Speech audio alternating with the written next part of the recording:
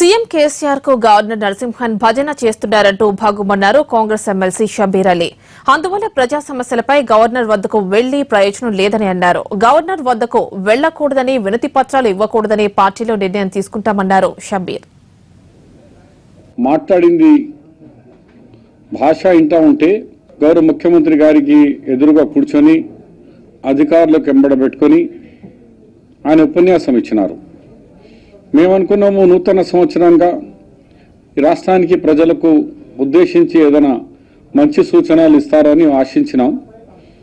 కానీ చూస్తూ ఉంటే యాజ్ ఏ గవర్నర్ హోదాగా మాట్లాడలేదని. నిన్న ఆయన మాట్లాడుతూ గవర్నర్ గారు నా జీవితంలో డైనామిక్ ముఖ్యమంత్రి ఇప్పటివరకు చూడలేదు అన్నారు.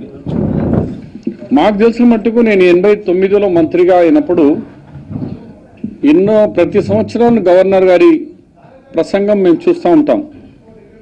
ఆ గవర్నర్ గారి ప్రసంగంలో నా government, my government done so and so, my government flagship programme ఇది అని చెప్తారు. ఏ గవర్నర్ అయినా ఆయన ప్రసంగంలో మై గవర్నమెంట్ అంటారు. కానీ ఇక్కడ విచిత్రం అంటే ఈ గవర్నర్ గారు ఈ ముఖ్యమంత్రి డైనామిక్ ముఖ్యమంత్రి, నా జీవితంలో ఇలాంటి ముఖ్యమంత్రి చూడలేదు అన్నారు. అయితే ఎక్సలెన్సీ గవర్నర్ గారు, నేను మీకు అడుగుతున్నాను, అసలు డైనామిజం మీకు ఎక్కడ కనిపించింది? అంటే దళితులకు ముఖ్యమంత్రి ఇచ్చి మోసం చేసినందుకు డైనామికా? 3 ఎకరాల భూమి ఇస్తా అని చెప్పి మోసం చేసినందుక? ఫీజు రీఎంబర్స్మెంట్ ఇప్పటి వరకు